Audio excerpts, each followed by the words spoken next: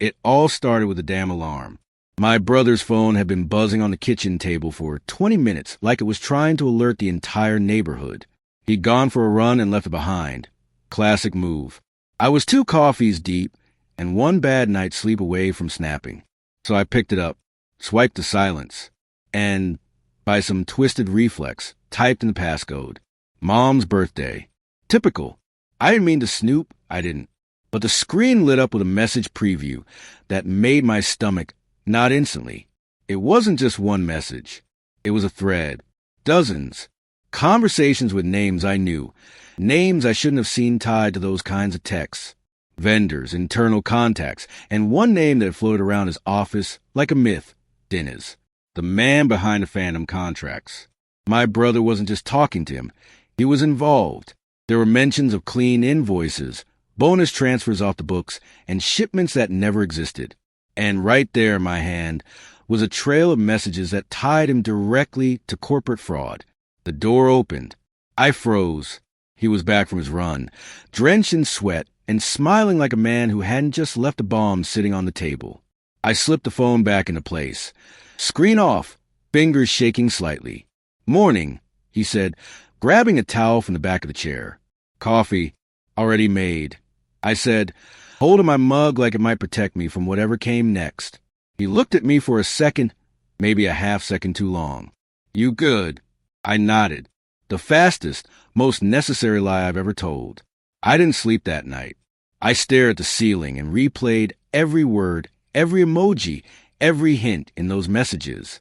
My brain started connecting dots I didn't want to connect. Things he'd said at family dinners that used to seem like jokes.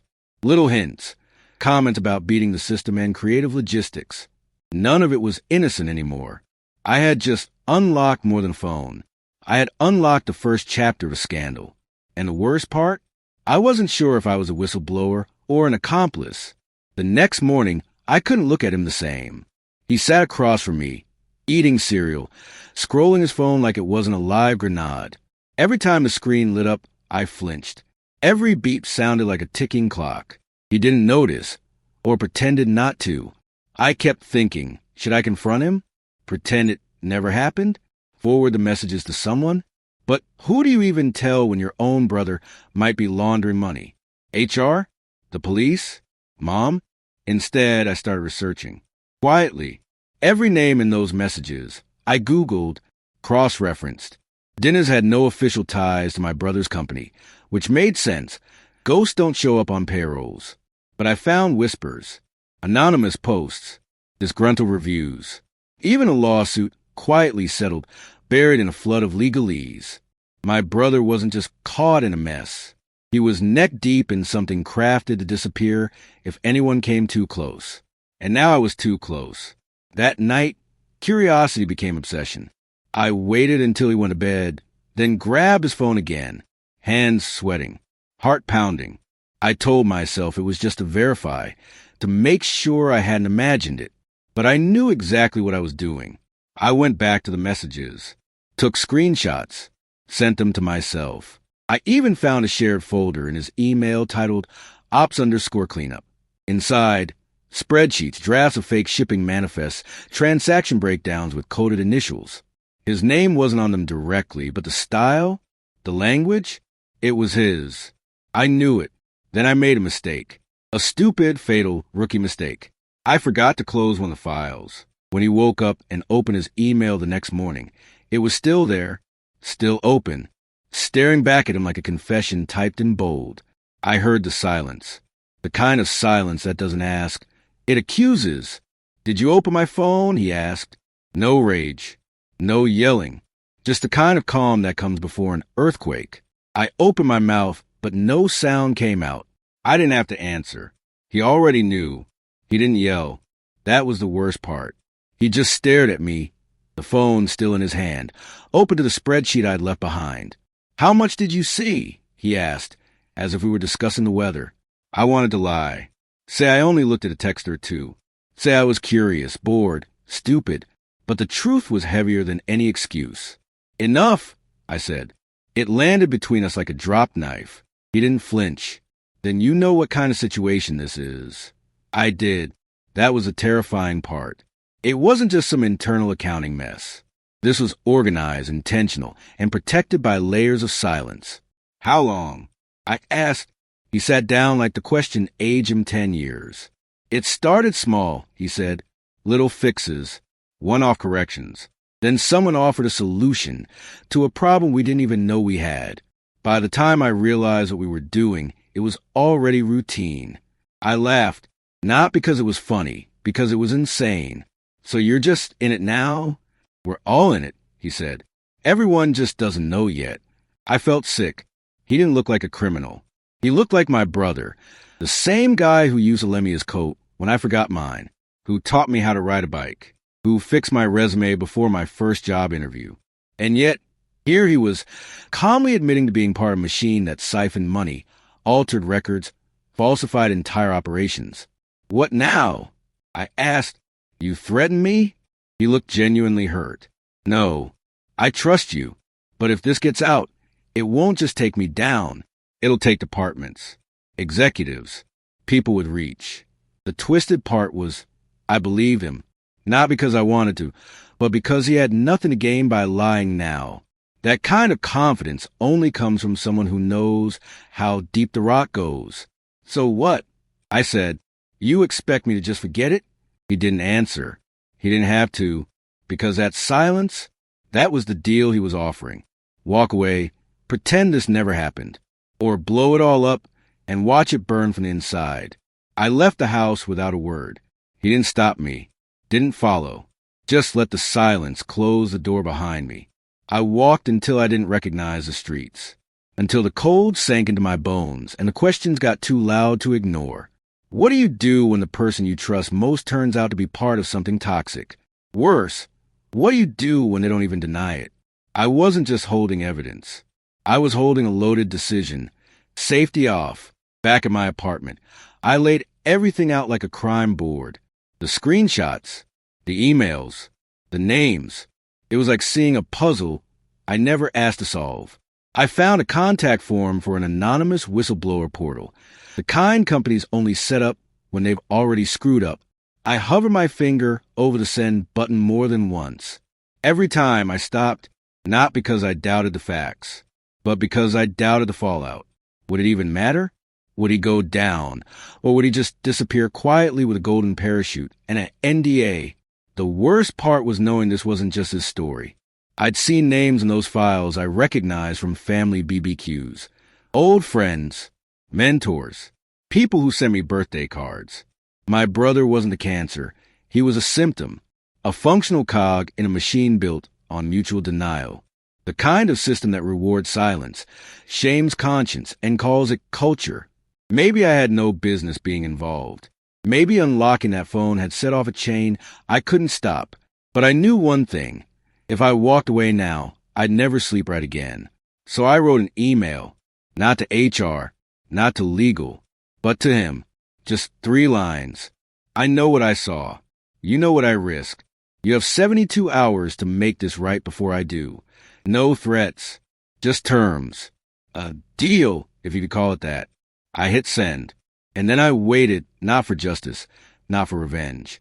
I waited to see what kind of man my brother really was when the mask came off, because forgiveness is hard.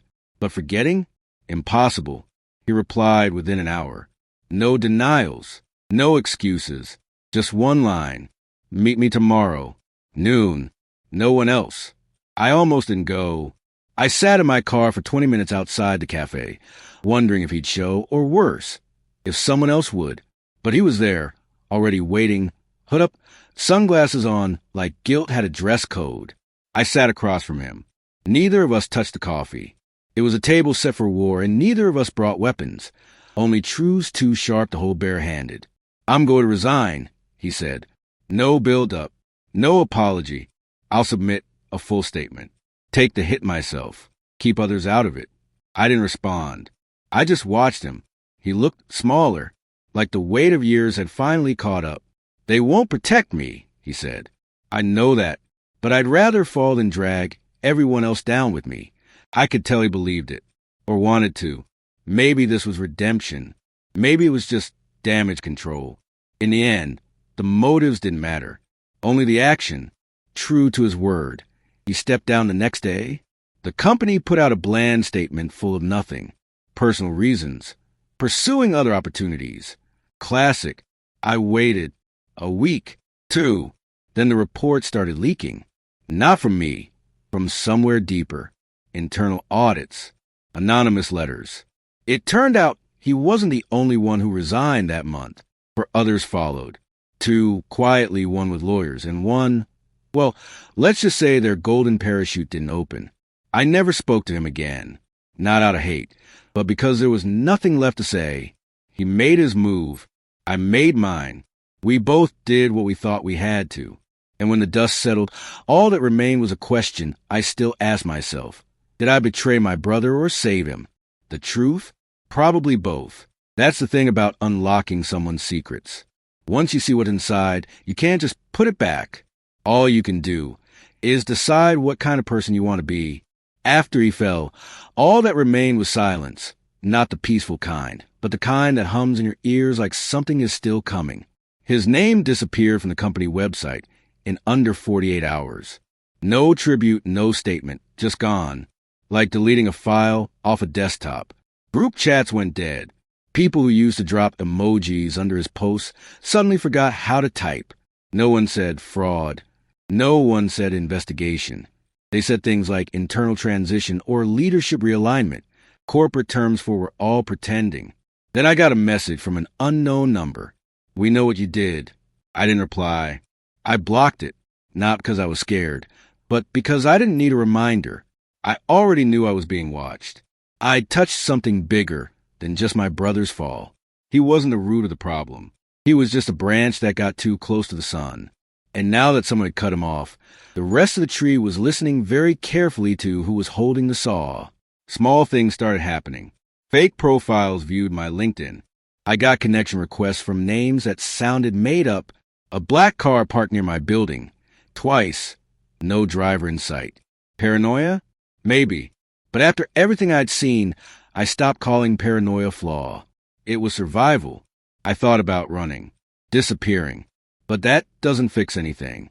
When you know too much, leaving isn't freedom. It's just a delay in the reckoning. Then came the letter. No return address. No name. Just a note in handwriting I knew like my own. You did the right thing. Don't stop. He didn't have to sign it. I knew it was him. And that one line, that was enough. If there was more to uncover, more damage buried beneath layers of silence, then I had no excuse to walk away. I had opened the door. Now I had to keep walking. The letter didn't just confirm what I feared. It gave me direction.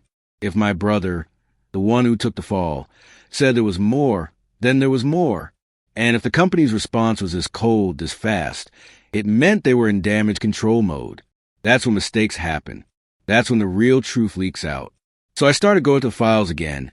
Every screenshot, every spreadsheet, every email I'd mirrored onto my own drive before all this blew up. This time, I found patterns. Payment dates syncing across unrelated accounts. Vendors with identical invoice amounts. Down to the cent dummy corporations registered in towns you only hear about in tax law seminars. Everything led back to one address. A shared office space, rented under aliases. None of it screamed guilt, but all of it whispered it. Quietly. Consistently. Someone had designed this to be invisible. But nothing's invisible if you know what you're looking for. I reached out to someone who used to work there. She'd always been quiet. Sharp. A watcher. She didn't hesitate. We all knew something was off, she said. We just didn't think anyone had the guts to follow it. She gave me 3 names. One still had an office. One left with a bonus and a glowing goodbye email. The third? He died of a sudden heart attack right before he was scheduled to testify in a completely unrelated audit. I didn't believe in coincidence anymore. This was no longer about justice. It was about survival, not mine but the company's. They weren't cleaning up corruption. They were scrubbing history, turning names into ghosts. And I'd walked into the middle of it with a folder full of proof and no idea who to trust. My brother was just the first to fall, but he wouldn't be the last. Now it was a question of whether I wanted to watch it collapse or make sure it did. I thought I had all the names. I thought the puzzle was complete, that all I needed now was time and guts. But then the email came. No sender. Encrypted address. No greeting. No message. Just a spreadsheet. Rows of codes, dates, amounts. And at the bottom, a hidden tab. When I opened it, I saw it. The name I'd been missing. A name that never showed up in my brother's texts. Never mentioned. Never flagged. But with access to everything. It was a name people knew. Not just inside the company, but across the entire industry. An executive with a spotless public image, always shaking hands at conferences, smiling in corporate headshots. A thought leader, a mentor on leadership panels, a guest writer for business magazines. And there he was, his digital signature on transactions that should not have existed. The real conductor of this rotting symphony. My brother? Just a well-tuned violin. I tried calling. The number was dead. I checked his social profiles, gone. Deleted within 48 hours, like someone who knew the fire was coming and didn't plan to wait for it. But it was too late. The spreadsheet was with me now, and it didn't just hold names. It held proof, numbers, the entire chain. From the fraud to the top, a full corporate skeleton, ready to be dragged out of closet. But this changed everything. I wasn't just threatening a system anymore. I was pointing a finger at the man who designed it, and that came with a different kind of risk. I knew what I had to do, but I also knew what I stood to lose. This wasn't just about my brother anymore.